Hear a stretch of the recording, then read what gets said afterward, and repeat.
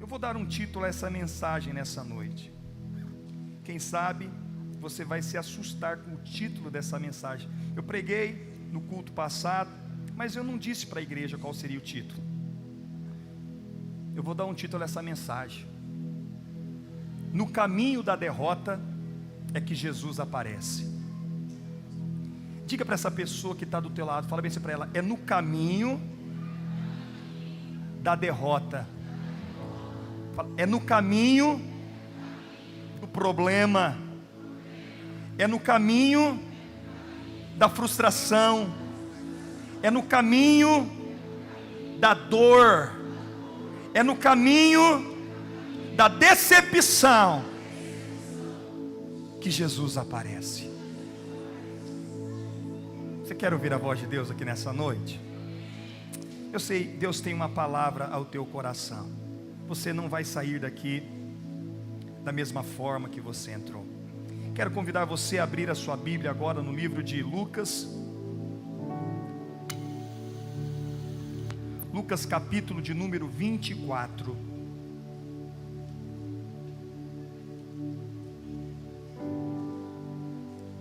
Lucas 24, a partir do versículo de número 13.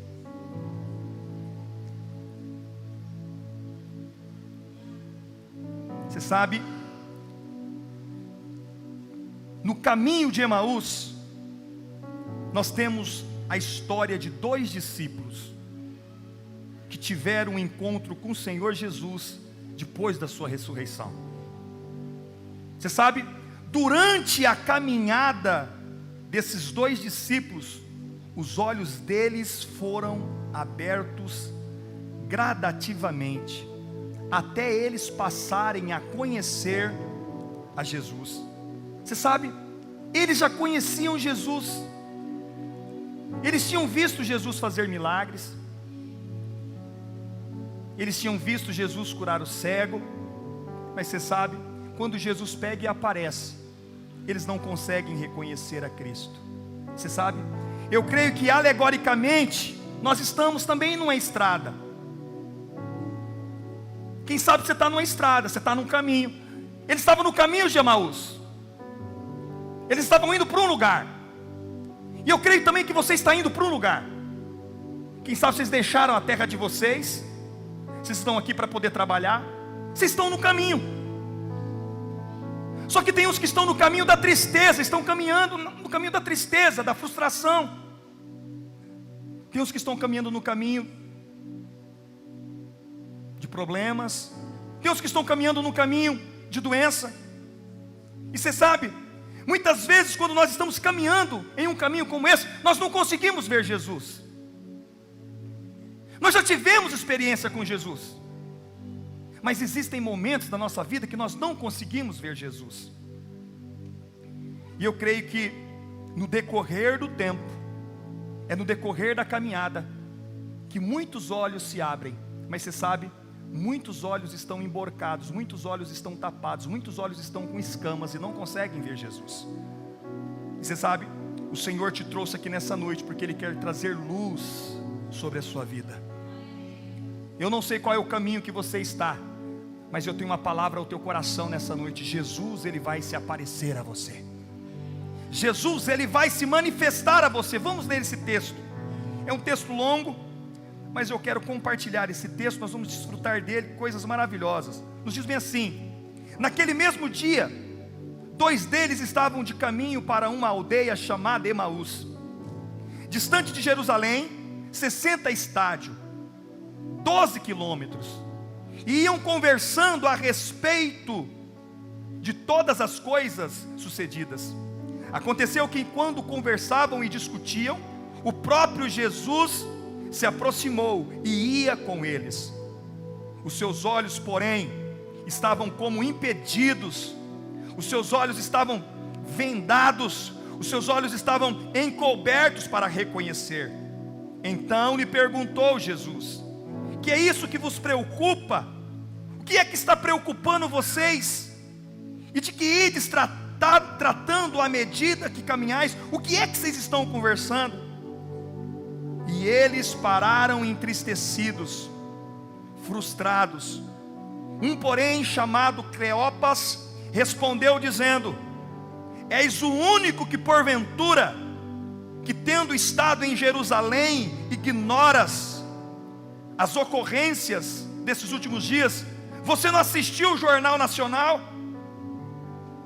Você não está assistindo aquilo que está passando na CNN, no Globo News? Você não viu, não? Ele lhe perguntou: quais? Me explica o que é que está acontecendo. E explicaram o que aconteceu a Jesus o Nazareno, que era varão profeta, poderoso em obras e palavras, diante de Deus e diante de todo o povo. E como os principais sacerdotes e as nossas autoridades o entregaram para ser condenado à morte e crucificaram, mataram Jesus. Ora, nós esperávamos que fosse Ele quem havia de redimir Israel. Nós esperávamos que Ele fosse o nosso Salvador. Mas depois de tudo isso, já é o terceiro dia desde que essas coisas aconteceram. É verdade também que algumas mulheres das que conosco estavam nos surpreenderam, tendo ido de madrugada ao túmulo e não achando o corpo de Jesus, voltaram dizendo terem uma visão de anjos, os quais afirmaram que Ele vive. De fato, alguns dos nossos foram ao sepulcro e verificaram a exatidão do que havia dito às mulheres, mas não viram. Então Jesus lhe disse: ó nécios e tardos de coração para crer tudo o que os profetas disseram, porventura não convinha que Cristo padecesse e entregasse a sua glória?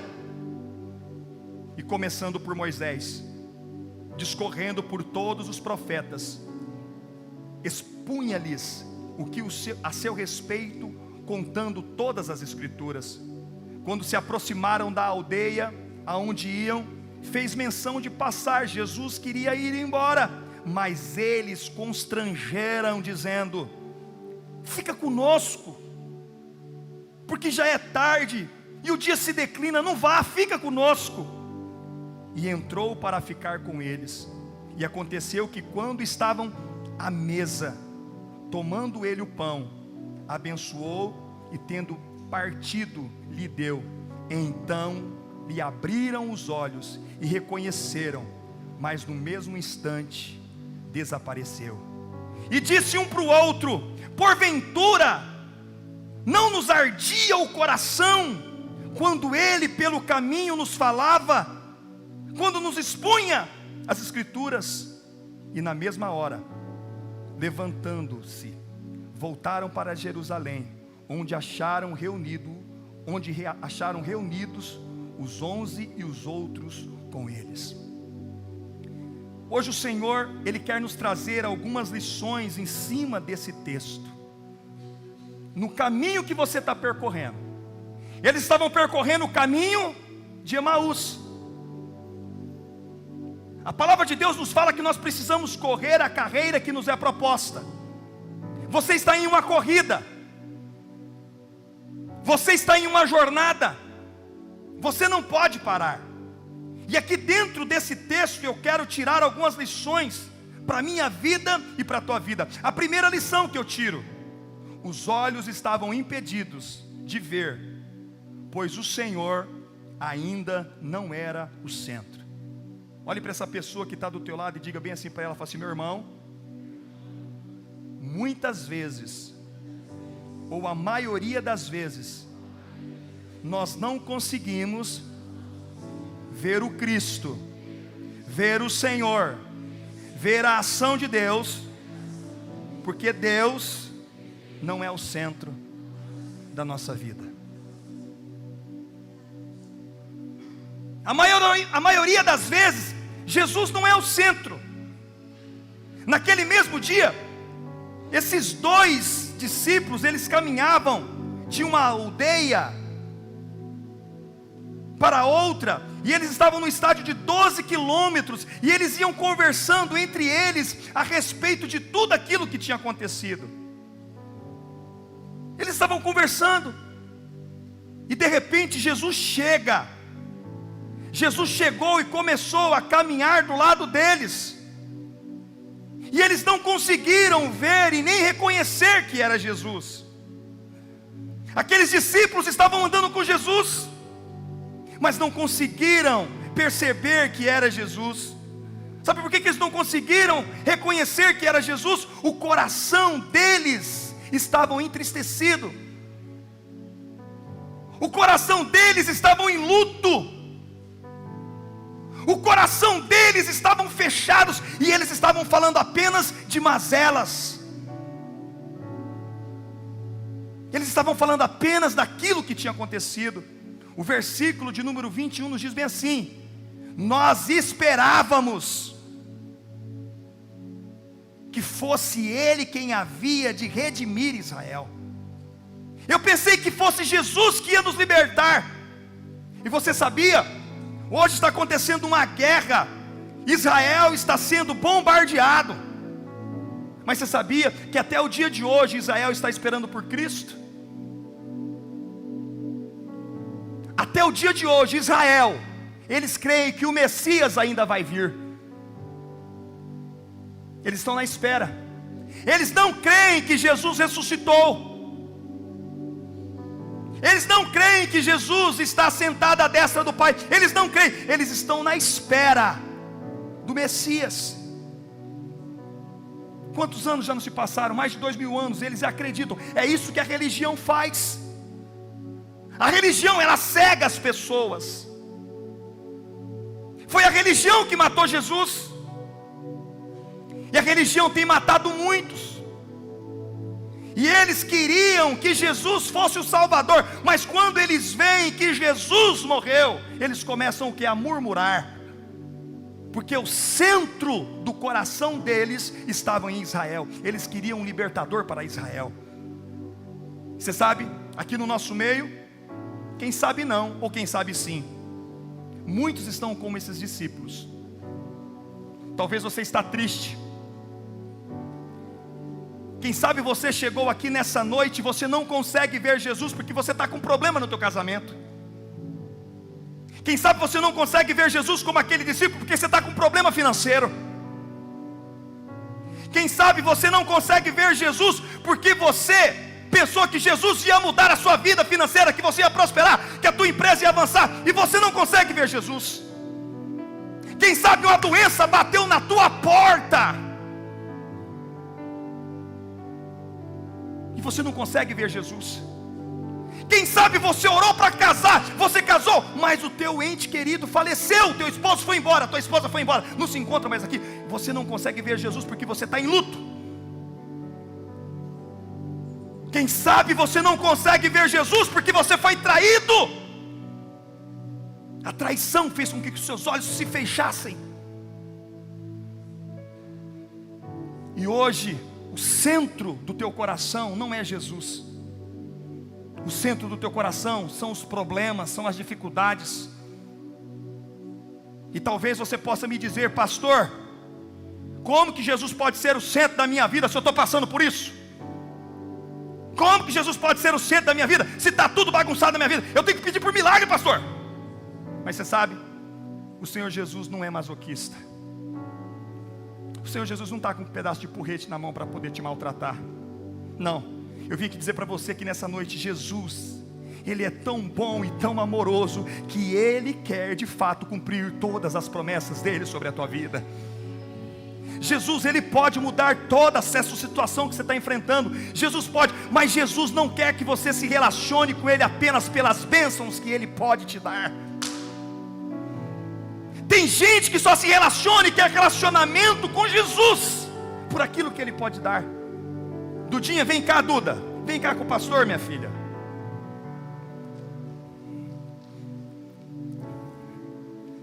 Vem aqui no colo do pastor. Você sabe o que Jesus quer com você? Porque tem filho que só vem no colo do pai quando é para poder pedir alguma coisa para o pai, um interesseiro. Tem filho que é interesseiro, só quer o pai, quer dar um abraço no pai quando para poder pedir um lanche, para poder pedir uma calça, para poder pedir um celular, o tênis das Vans, o iPhone, pompone, só quer o colo para isso. Mas você sabe o que Jesus quer com você? Jesus só quer que você fique no colo, igual a Dudinha, sem nenhum tipo de interesse, só para poder ficar com você, ó. Os pais dela estão ali, mas ela não quer nada do pastor, porque eu chamei, ela veio, está aqui. Isso aqui é igual um gatinho de pensão, se deixar ela passa a noite inteira no colo do pastor. Vai com Deus, minha filha, Deus abençoe.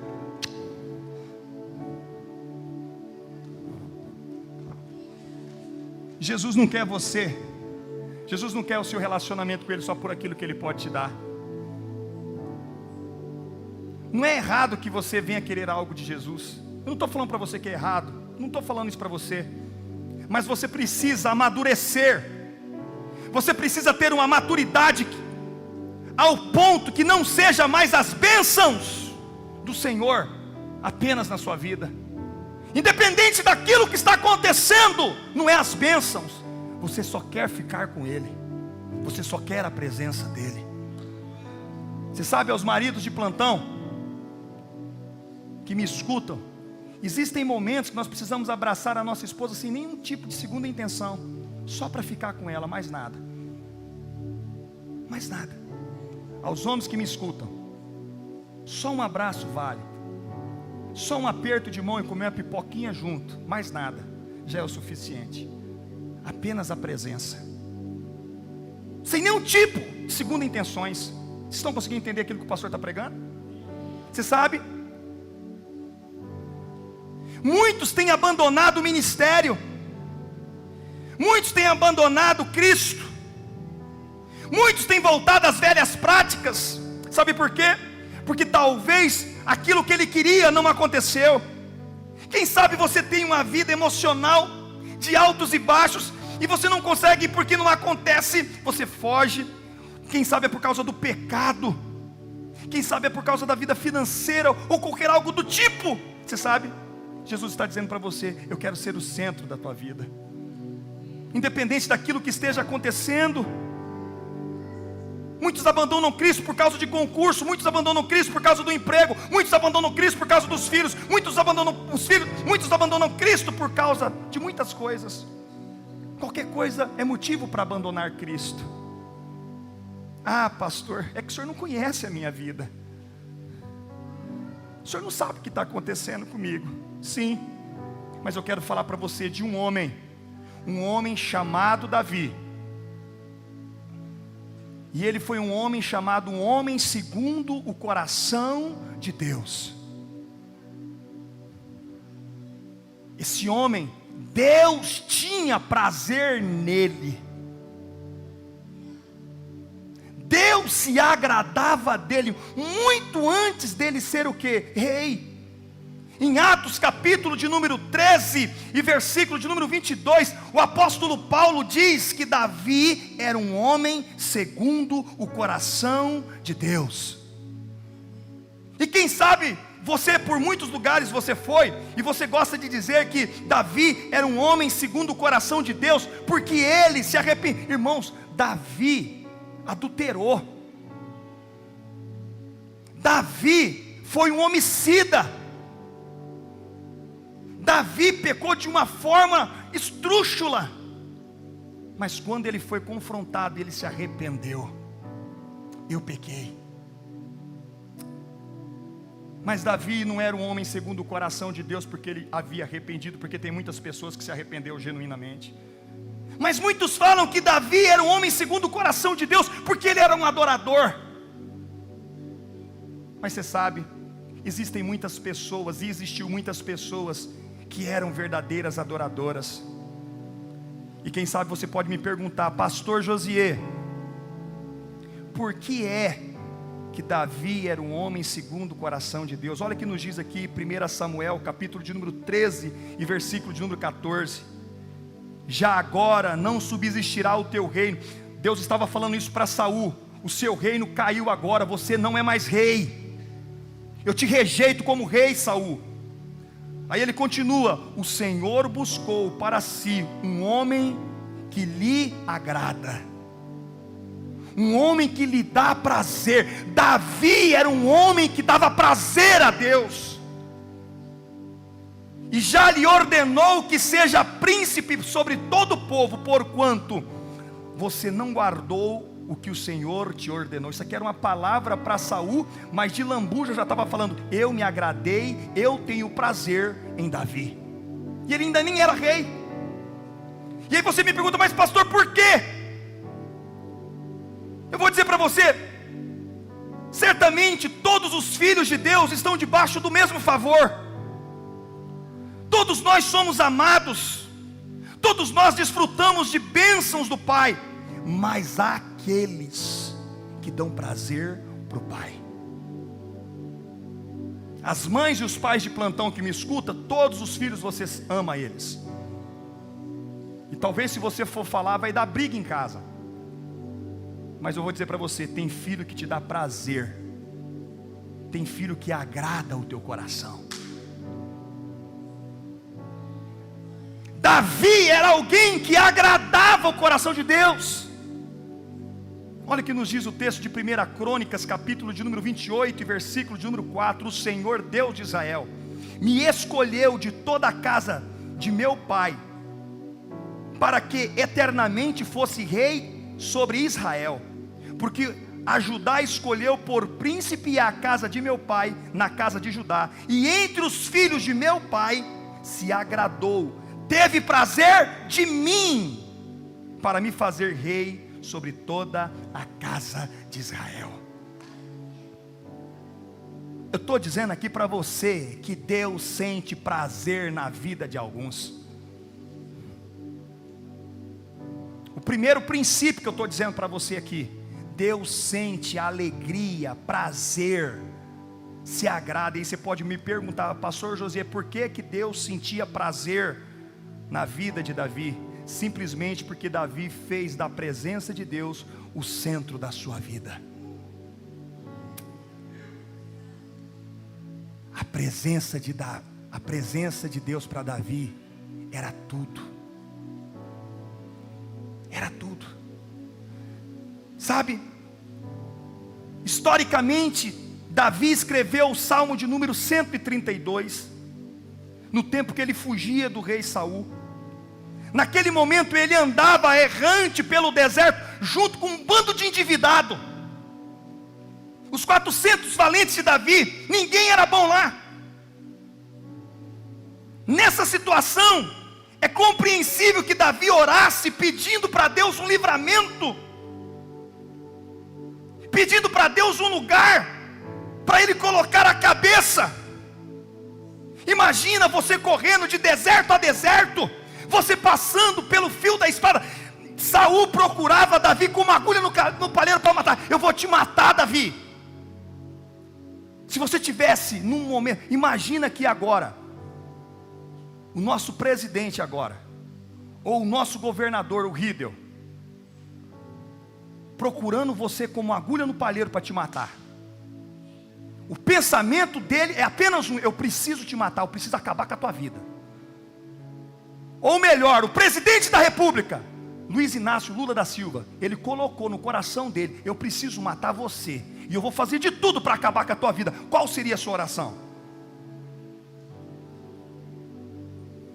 Eu te faço uma pergunta: você fugindo de cidade em cidade, de deserto em deserto, porque era assim que Davi fazia. Davi saía de um lugar para outro, para poder se esconder, para não ser morto. Qual seria a sua oração? Você quer que eu explique para você qual foi a oração de Davi? Pega a tua Bíblia comigo. Salmos de número 132. Você está vendo o abacaxi que Davi tinha, sim ou não? Agora vem cá, deixa eu te mostrar qual foi o salmo que Davi escreveu. Salmo de número 132. Lembra-te, Senhor, a favor de Davi, de todas as suas provações, de como jurou o Senhor e fez votos ao poderoso de Jacó. Pega essa daqui agora. Não entrarei na tenda em que moro. Eu não vou entrar na minha casa, eu não entro na minha casa. nem subirei ao leito em que repouso, nem deitarei na minha cama queen, na minha cama king, cheia de massagem. Eu não deito na minha cama, eu não fico dentro do ar condicionado, eu não quero ar condicionado, não quero. Não darei sono aos meus olhos, eu não durmo, eu não vou dormir, e eu nem vou dar repouso às minhas pálpebras. Se for preciso, eu vou colocar um espaladrapo para cima, mas as minhas pálpebras não vão fechar. Eu estou aqui conjecturando para você poder entender a oração do homem. Olha a oração do homem: até que eu encontre um lugar para o Senhor, morada para o poderoso de Jacó. O camarada estava sendo perseguido por Saul, irmã Celeide, mas ele falou bem assim: eu não entro na minha tenda, eu não me repouso enquanto eu não encontrar um lugar para colocar a presença do Deus Todo-Poderoso. Você está entendendo por que esse homem foi chamado um homem segundo o coração de Deus? Todos buscavam algo para si, menos Davi. Mesmo fugindo, sem ser criminoso, ele falou assim: eu não vou dar descanso enquanto eu não edificar a casa de Deus. Eu não vou fazer nada enquanto eu não edificar a casa de Deus. E a presença de Deus era simbolizada por uma arca. Saul assumiu o trono, nunca quis trazer a arca da aliança para dentro do seu reinado. Saul pensava apenas no seu bem-estar. Saul nunca deu valia à presença de Deus. E muito antes de Davi assumir o trono, ele estava dizendo: eu não vou descansar enquanto eu não trouxer a arca da aliança para dentro de Israel.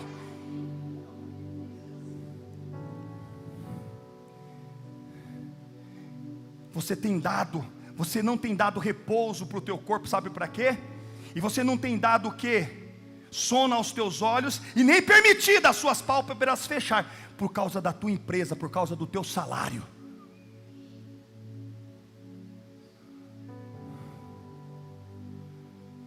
Você precisa a cada dia mais encher a conta bancária. Você precisa a cada dia. Você está correndo 24 horas, a tua cabeça é pensando como enriquecer, como é pagar as contas. Você não tem conseguido pagar bolufas nenhuma de nada. O teu bolso parece um saquetel furado. O teu bolso parece um saquetel furado. Quanto mais você corre atrás, a casa do Senhor está desguarnecida. Você deixou a casa do Senhor por causa das tuas coisas. Esse lugar aqui era para estar cheio. Imagine se você fazendo o casamento da tua filha e convidando alguém. Imagina a Gi casando ao Carlos. Você convida as pessoas que você ama, e as pessoas prometem que vão no casamento do teu filho, mas quando chega na hora, você pagou um preço altíssimo, e aqueles que você diz que ama você e a tua filha simplesmente não vão e não te dão nenhuma satisfação. Como ficaria teu coração? É assim que muitos têm feito com a casa do Senhor. É assim que muitos têm feito com a casa do Senhor, Carlos. O banquete está sendo servido todo domingo. Você passa 6 dias da semana correndo atrás de dinheiro e de mamão. E o único dia que você tem para poder adorar o Senhor, você resolve fazer outra coisa. A minha casa tem ficado desguarnecida, porque você não tem me colocado como centro da tua vida. Pastor, vão me falar que isso aqui é lei, Oséias. Como que é lei? Colocar Cristo em primeiro lugar. A primeira coisa que vem quando você recebe o teu dinheiro é para poder pagar as contas. E a primeira coisa que vem na tua cabeça não é para você trazer o seu dízimo. É aquilo que você dá valor, que está em primeiro lugar na tua vida.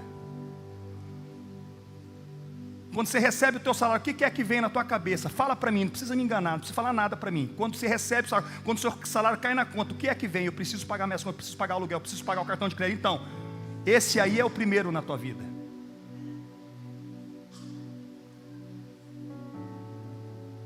O domingo, quando chega, o que é que vem na tua cabeça? Eu vou para a casa da mamãe comer lasanha? Não sou contra. Não sou contra você ir para o churrasco na casa de mamãe. Ninguém me deixa fora de casa até 3 horas da tarde. E eu evito. Não saio para almoçar, não saio para lugar nenhum, porque eu tenho um compromisso. Se você não tem um compromisso, nem me chama para poder comer na tua casa no domingo, porque eu não vou. Se você não tem responsabilidade, eu tenho no domingo. Se você quiser, eu fico até no máximo 2 horas, mas não passo. Porque todos os dias eu chego aqui 3:30 da tarde na casa do Senhor.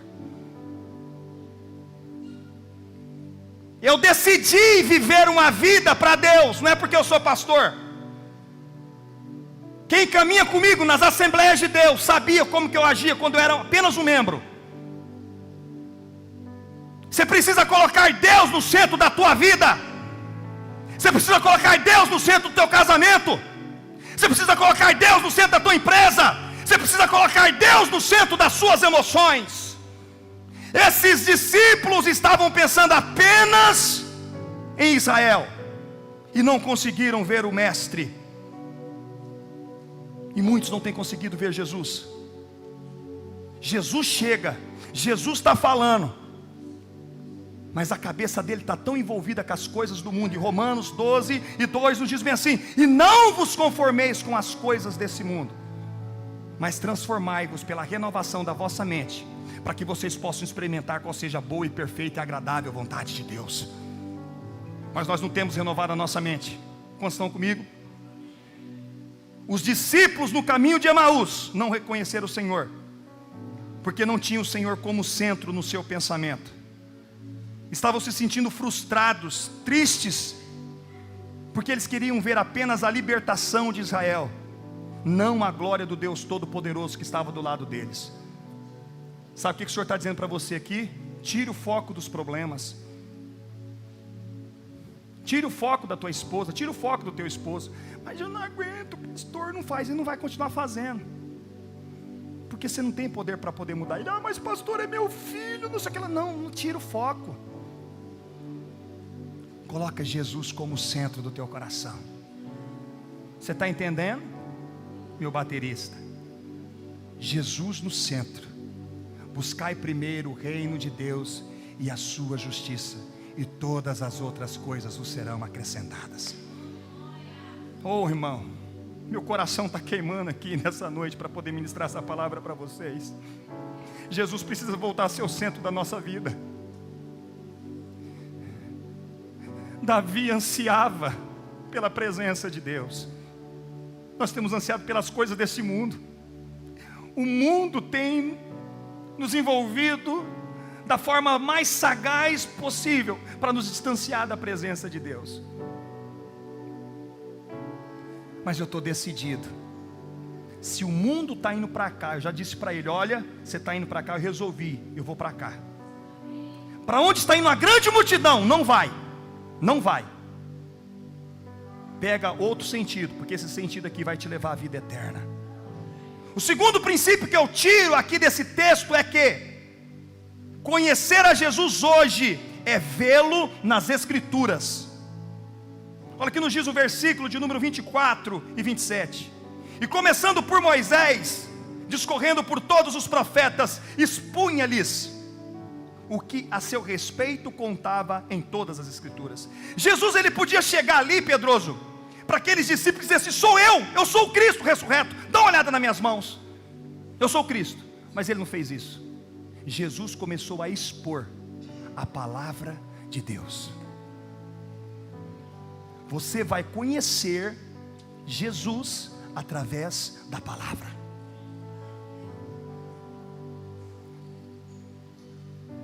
Não é através da sua história. Você tem uma história de vida legal, mas a sua história de vida, você tem que expor a palavra. Sabe por que isso aconteceu aqui na vida desses discípulos? Sabe por que Jesus está mostrando isso? Porque a maneira de nós conhecermos Jesus hoje na nova aliança é pela revelação da palavra. Você precisa ter a revelação da palavra sobre a tua vida. Você precisa ter o Logos. Nós estamos lendo o livro de João.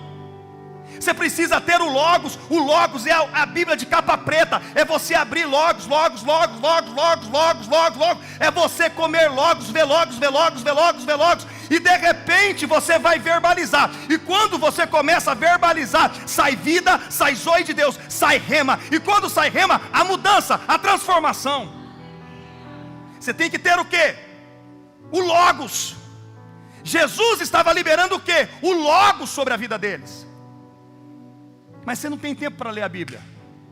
Você passa 5, 4, 7 horas no TikTok, no Instagram e no WhatsApp. E quando você pega a Bíblia, te dá sono. Eu estou falando alguma coisa errada? Precisamos entender que todo o Velho Testamento fala de Cristo por meio de símbolos e analogias. E Cristo deve ser a chave para entendermos o Velho Testamento.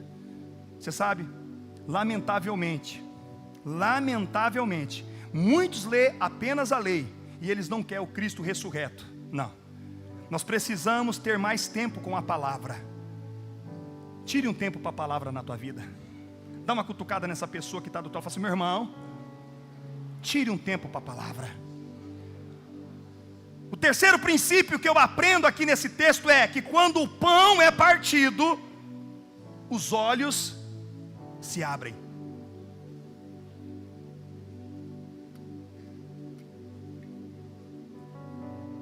Enquanto os dois discípulos iam caminhando para a aldeia de Emaús, o próprio Jesus se aproximou.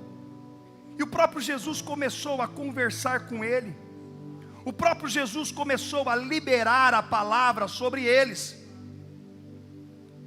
Mas eles não conseguiram ver Jesus, Abreu. Jesus falou com ele, Jesus liberou logo sobre a vida dele, mas ele estava tão preocupado com as outras coisas que eles não conseguiram ver Jesus. E a maioria das vezes Jesus está falando conosco, Verusca.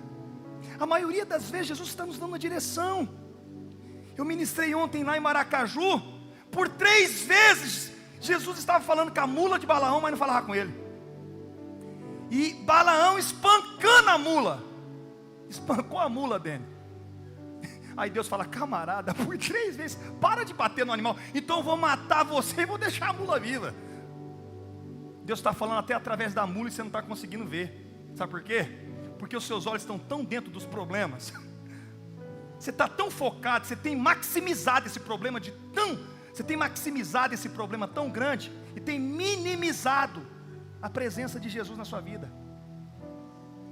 É como um pai que mostrou para o filho um avião, o avião passando lá, e aquele avião passando lá em cima, e o menino falou assim: pai, mas como que é tão pequititinho esse avião?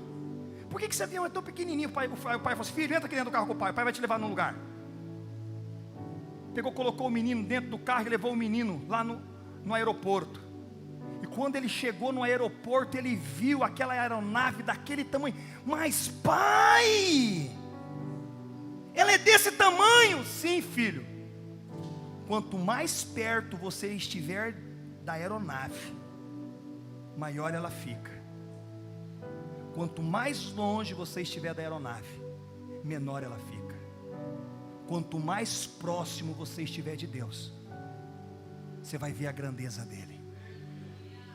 O quão distante você estiver dele, você vai dizer que ele não tem poder para fazer nada na tua vida. Você tem minimizado o teu Deus, o Deus de Israel, e você tem maximizado os seus problemas. Ei, Deus está te chamando aqui nessa noite. E você sabe, nesse ponto Jesus começou a expor as escrituras, mas eles não conseguiram ver nada. Mas quando eles chegam na aldeia, eles falam: Jesus. Eles falam assim: ei, eu não tinha revelado ele. Ele fala: não vai embora não, está ficando de noite, fica conosco. Sem saber, eles constrangeram Jesus: não vai embora, fica conosco. Tem uma canção que fala bem assim: só segura um pouquinho aqui, meu filho, só segura um pouquinho aqui, para, só um pouquinho, para ver se eu consigo cantar. Fica conosco, nosso amado e bom Jesus. fica conosco pelo seu imenso amor, como os discípulos que pediam no caminho de Emaús. Fica conosco o nosso amado e bom Jesus. Essa música que eu escutava na Assembleia de Deus, irmão, isso aqui é história, rapaz. Eles faziam canções. Você está lembrando aí, né, Eliezer? Você também, né, Liz? Com a cabeça que nós cantávamos essas canções. O Papai Noel ali, você lembrou também, né, Papai Noel? Você balangou a cabeça aí, né? Irmãos, nós temos, a Bíblia fala que Deus é o quê? Alfa e ômega, né? Alfa é o quê? E ômega. Então, nós temos o alfa, está aqui, ó. Deus trouxe esse aqui agora, esse aqui é o alfa. Vocês querem conhecer o ômega? Vem cá, ômega. Esse aqui é o ômega. E eu amo esse meu ômega aqui, em nome de Jesus. Deus trouxe para nós, é um amigo, presente de Deus. Presente de Deus. E quando você viu que o ômega chegou primeiro, né? Aí de repente Deus pegou e levantou o alfa. Nós não tínhamos um tecladista na nossa igreja. E nós sempre estávamos pedindo.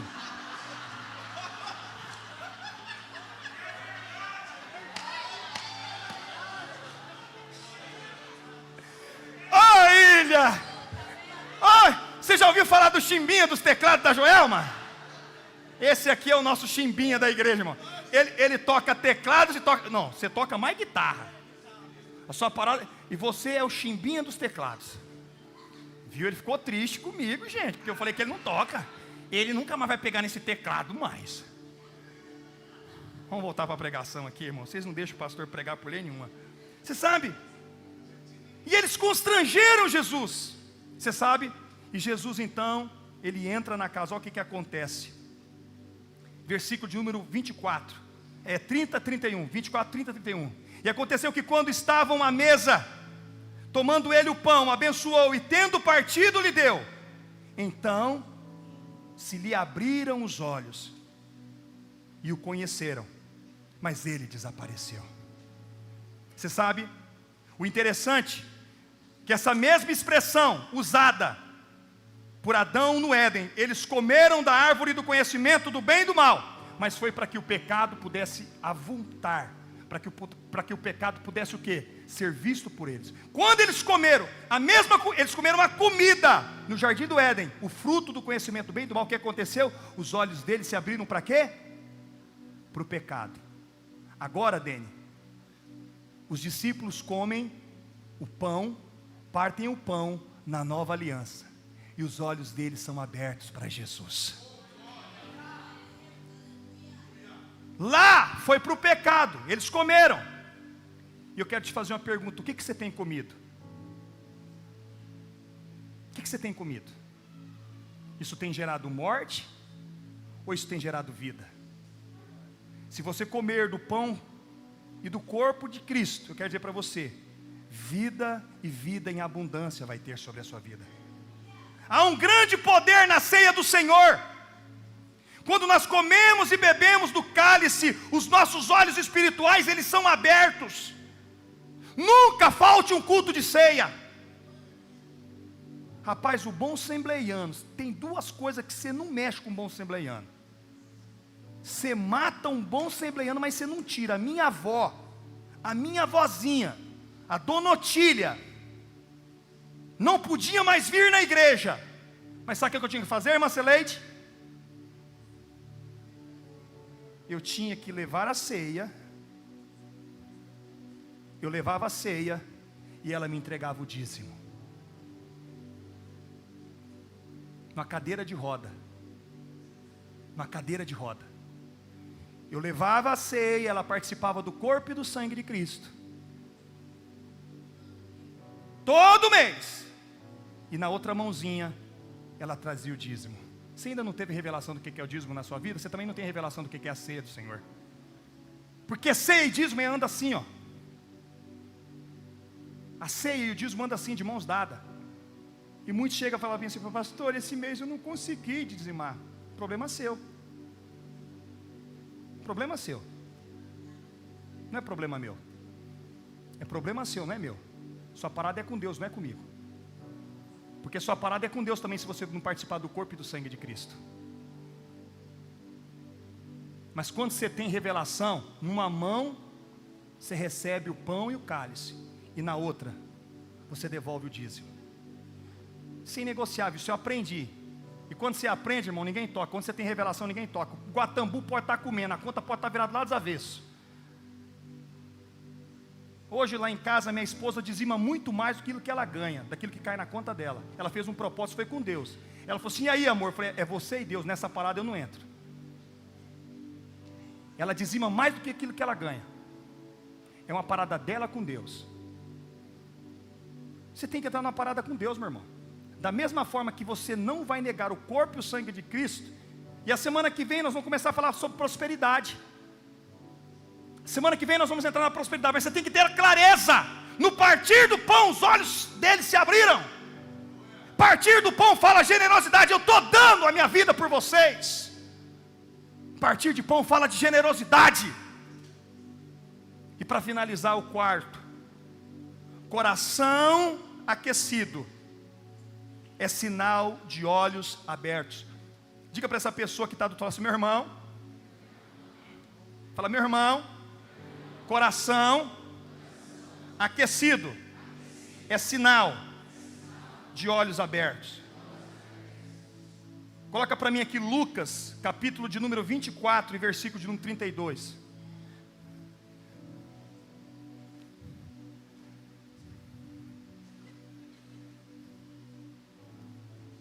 Lucas 24, 32 diz bem assim: e disseram um ao outro: porventura não nos ardia o coração, quando ele pelo caminho nos falava, e quando nos expunha as Escrituras? No final, é incontestável que o Senhor estava com eles. Sabe por quê? Pastora Guirmar, o coração deles ardia. O coração deles estavam o quê? Aquecidos. Você sabe, aquilo que queima por dentro tem que cheirar por fora. Quando a gente chegava lá na pamonharia, não tem como, estava fervendo, o cheiro já vinha, é desesperador. Tenta fazer, frita um ovo com banha de porco para você ver. Frita um ovo, só frita um ovo e faz um arroz branquinho com banha de porco. Quem passa lá na rua já dá um desespero. É um desespero. Você gosta, né, Carlão? E nós comemos naquele Goiânia, né, meu filho? Oh, Jesus, eu arrumei um parceiro para comer comigo. Esse parceiro come comigo, Jesus. Você sabe, se você teve um encontro com Deus, você não pode. Se você teve um encontro com Cristo, não tem como você dizer que você é a mesma pessoa. Se Deus está dentro de você, tem que resplandecer a glória dele sobre a tua vida. Não tem como. É muito triste quando você vê um cristão sonso, sem gosto, sem nada, não cheira, não fede. Ele chega na igreja, está todo mundo adorando, está todo mundo gritando, e ele está assim. Está gente glorificando, tem gente chorando, e ele, do jeito que ele entra, ele sai. Irmãos, eu sou ruim de bola, mas se eu sou ruim, mas camarada, quando eu entro dentro de um campo, rapaz, quando eu entro dentro de uma quadra de tênis, é tudo ou é nada.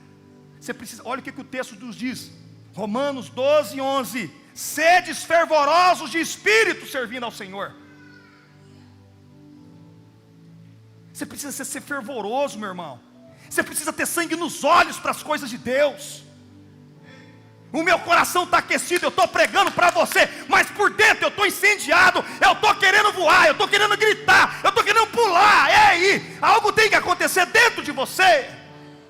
Se essa palavra não te move, se essa palavra não cria nada dentro de você, você tem que aceitar Jesus de novo.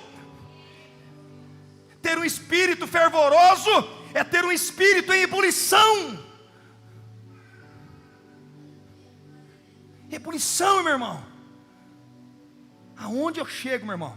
Todo mundo sabe que eu chego. Eu chego chegando. Ontem lá em Maracaju virou do lado dos avessos. Fui no retiro da Lagoinha do Jovem, virou do lado dos avessos. Ei, aonde eu chego a situação vai mudar, porque a presença de Deus está na minha vida. As coisas têm que acontecer. Quando você é fervoroso, intenso, não traz canseira, não traz fadiga. Meu Deus, 2 cultos, não. Preguei no primeiro, vou pregar no segundo. Se tiver o terceiro, quarto, quinto, eu estou de pé em nome de Jesus. Vocês estão entendendo o que o pastor está dizendo? Quando Jesus falava com eles, o coração deles incendiava.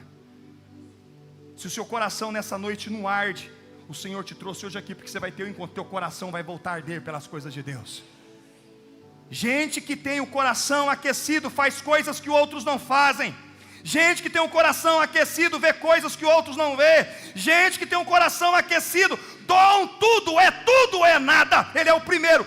Quem tem o coração aquecido, a glória de Deus resplandece sobre a vida dele. Quantos estão comigo aqui nessa noite? Hoje o Senhor quer operar milagres. Hoje o Senhor quer abrir os seus olhos. Hoje você vai participar do corpo e do sangue de Cristo. Os seus olhos saberão e o seu coração vai aquecer aqui nessa noite, em nome de Jesus. Se coloca de pé, em nome de Jesus.